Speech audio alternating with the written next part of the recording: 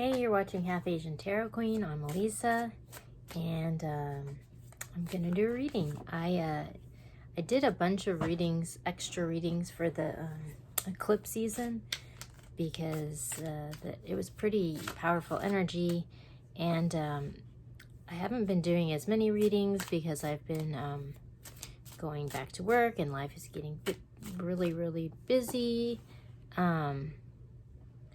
But I'm still kind of doing them when I'm feeling inspired and like there's powerful energy. So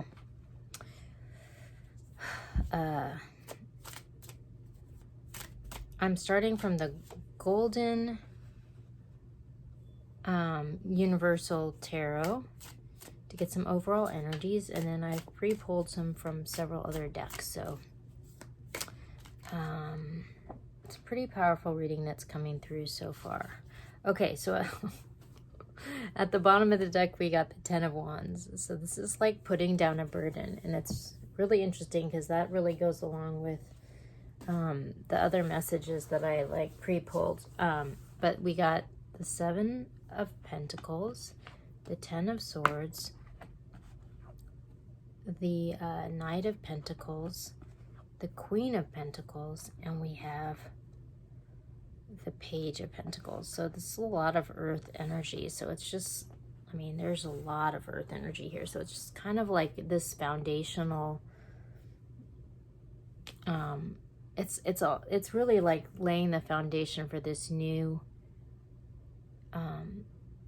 chapter I'm getting.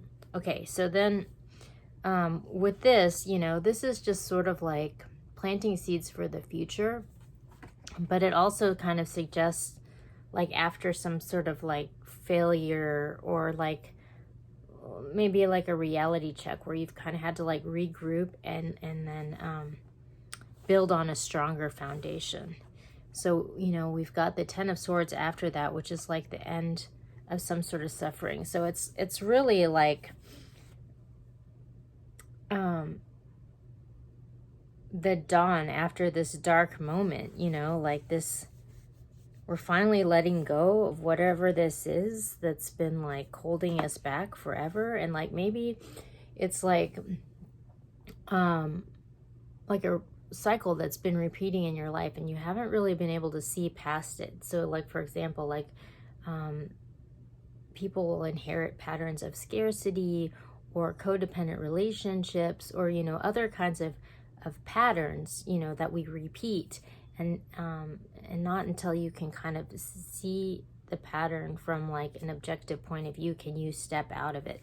So this kind of suggests sort of moving through something like this into this new chapter where you finally see the light and finally understand like your role that you've been playing in this. And so it's like we've got the Knight of Pentacles, and the Knight of Pentacles is like, he's not like rash like the other knights. Like this knight builds things to last. So this really suggests building a solid foundation. And then we, you know, we have the Queen of Pentacles. So it's on, and we have the Page of Pentacles. So it's like there's this tangible good news coming to this Queen of Pentacles that's kind of allowing her to start putting down the solid foundation for the future. After having to have walked through some like maybe not so good circumstances. Okay, so then when I go to the Urban Tarot, I get the Princess of Swords, which is the activist in this deck. In a traditional deck, it's kind of like, it can be like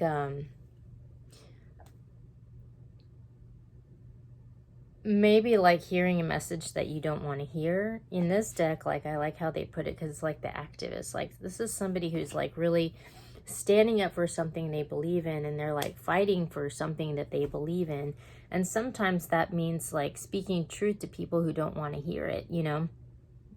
And so that's kind of this underlying energy. But I think in this deck, the activist, I mean, she's speaking truth to maybe people who don't want to hear it, but she's like aligning herself with this mission that's bigger than herself.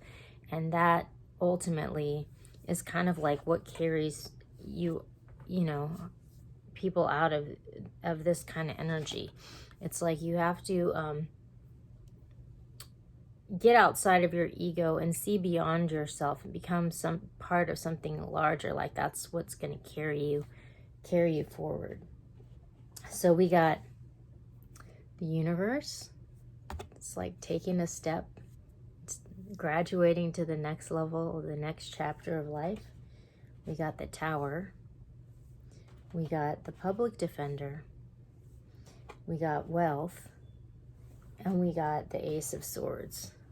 So this is crazy because it's just like this person has become aligned with something bigger than themselves, a cause. They're part of a cause, you know. And like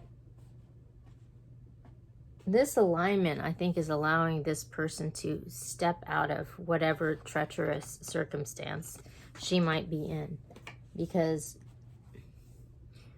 the walls are like crumbling all around her. Like her old way of being it's crumbling.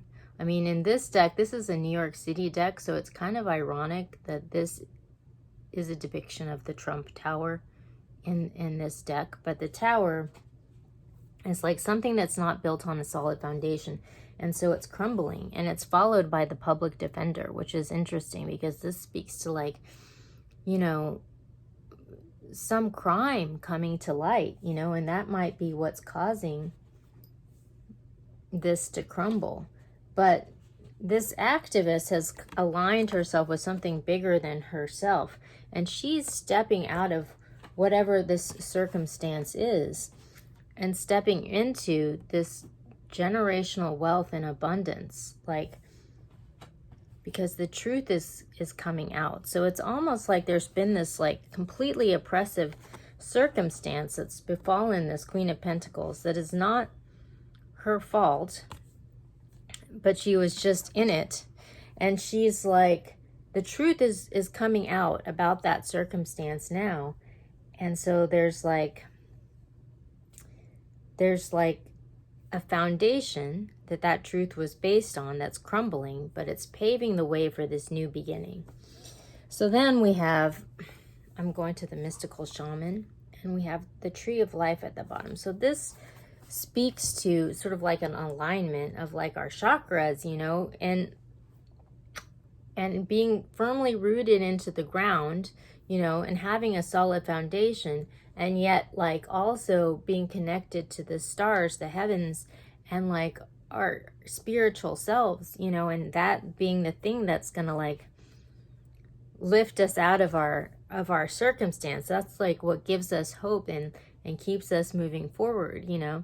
But it's like if you're imbalanced, if you're just like all about your dreams and like you're not grounded in reality, like, you know, like that's not a solid foundation, and so it'll like knock over. But at the same time, like if you're just like totally about the like drudgery of life, and you're not connected with something bigger than yourself, like you can fall into this place of ego, and like that also can be treacherous. So this speaks to like this balance that's being achieved here.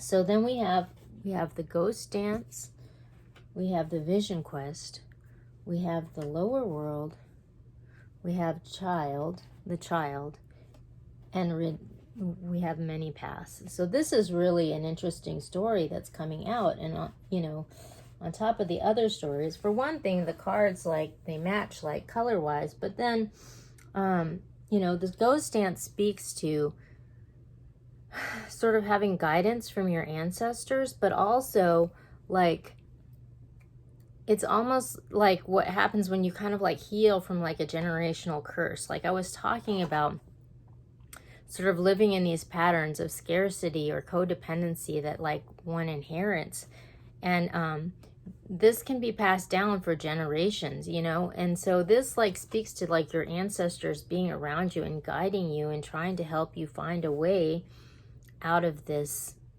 you know. So it's like you're healing your ancestral line. But at the same time, like, this requires you to go on a vision quest, because you have to go outside of your comfort zone, outside of your ego, and you have to be able to see things from another point of view besides your own, in order to evolve, you know? And so that this speaks to that, and it's interesting because that's right over this tower. Like, whatever this foundation is that you've been living under, like, you have to see beyond it. Like, that's the way out of this, you know?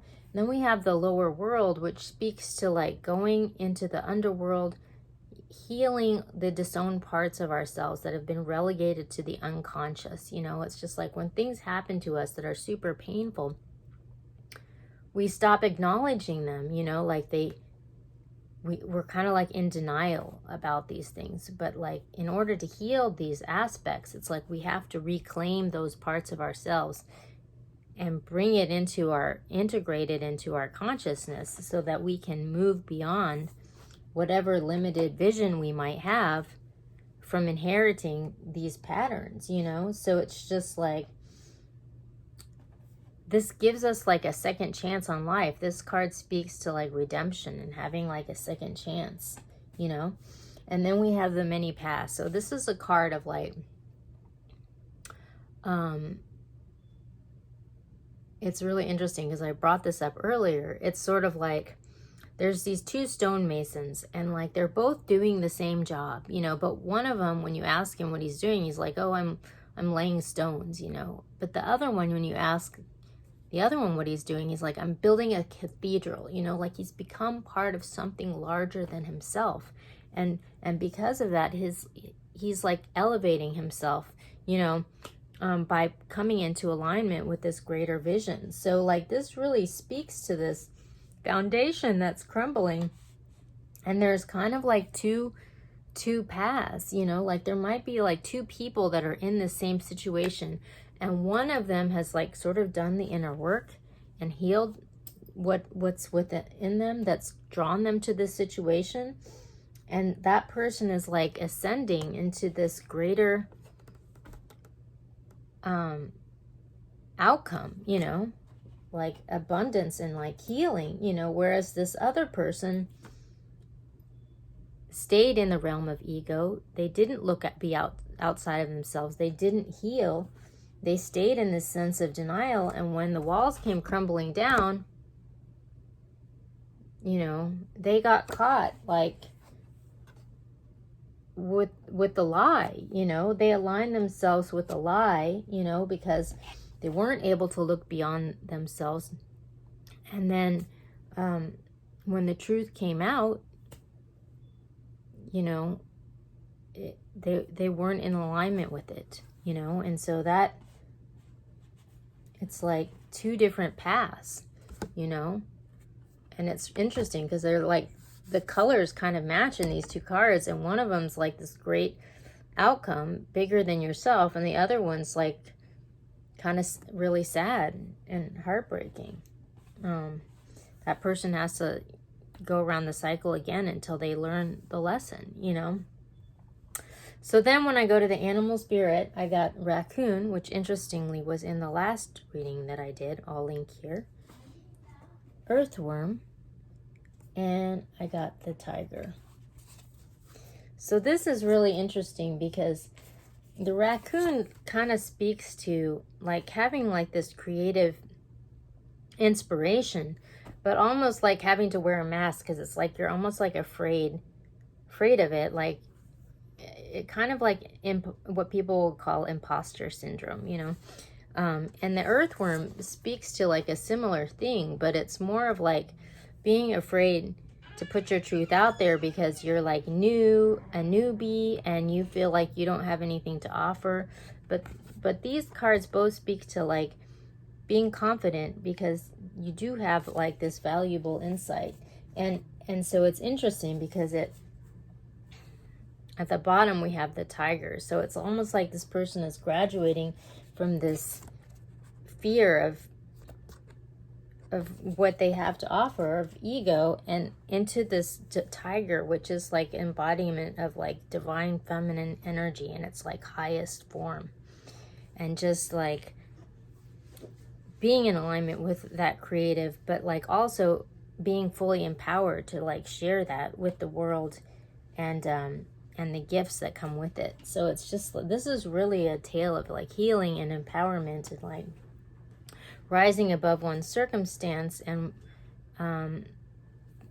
limiting beliefs into a new experience. So it's really beautiful. Okay, so I'm gonna go to this is my mom behind. she likes to come in. I think she's trying to make my bed. Okay, so Oracle of 7 energies for final card. Yeah, that's my mom, in case you were wondering. I'm going to pick one card to end the reading.